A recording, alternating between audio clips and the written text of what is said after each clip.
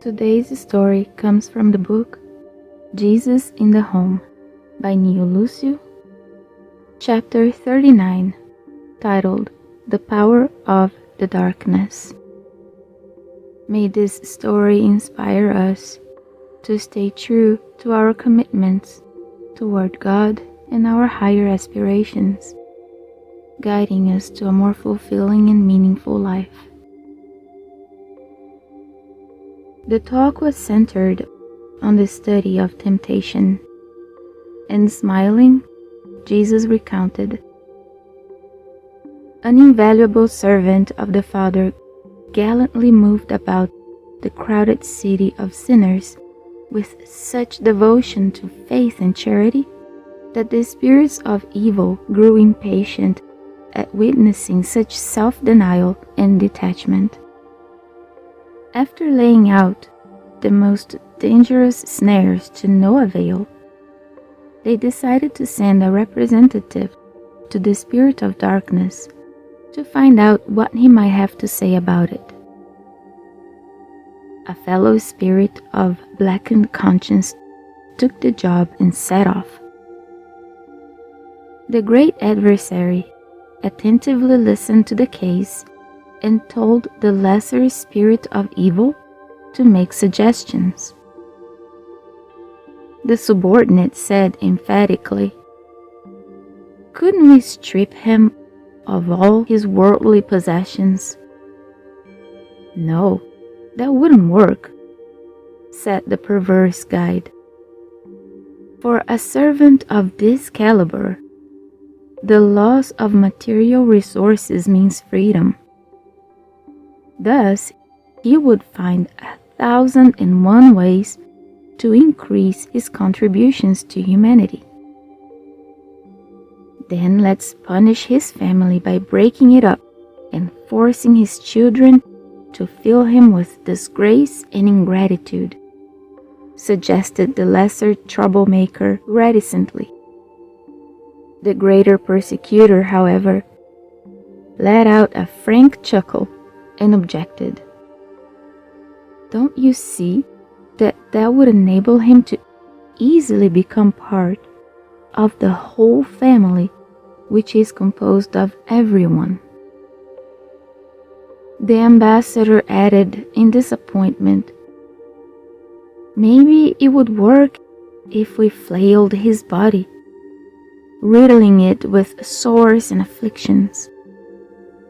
"Nope, nothing like that," the satanic spirit added. "He would find ways to stoke his trust in God and would take advantage of the opportunity to bring about the inner renewal of many people with his example of patience and serenity in pain. So, let's encourage slander, suspicion, and gratuitous hatred against him," exclaimed the emissary. "Why?" the spirit of darkness replied. "Then a lot of people would regard him as a martyr and a redeemer. He would make use of all of the persecution in order to better edify himself in heaven's eyes." Now exasperated, the lesser demon suggested, "Wouldn't it be best just to murder him without mercy?" "What are you saying?" the wicked mind responded. "Death would be the sweetest of blessings for him. It would lead him to the light of heaven." And seeing that the defeated disciple had become humbly silent, the greater adversary gave him a meaningful look and advised him glibly, "Don't be so stupid. Go and tell this man that he amounts to zero in creation, that he is no more than an unknown tiny grub worm. Give him to understand his own insignificance so that he will never amount to anything, and you will see." The messenger returned satisfied and put the method he had learned into practice. It surrounded the brave servant with thoughts of worthlessness regarding his false insignificance, and it fired mental questions at him, such as, how can you dare believe that your dust-destined deeds have any value? Don't you feel like you're a mere plaything of the lower passions of the flesh?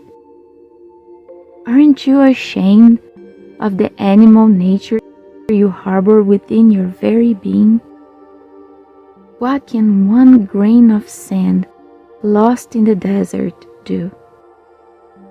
Can't you see you are an obscure speck of clay?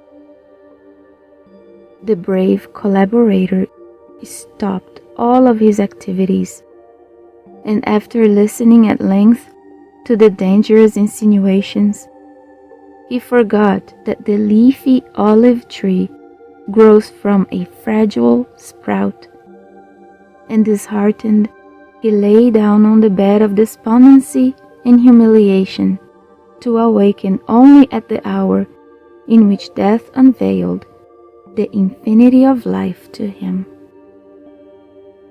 Jesus fell silent and contemplated the calm night. Simon Peter said a meaningful prayer, and the apostles and all the others said goodnight, pensive and astonished.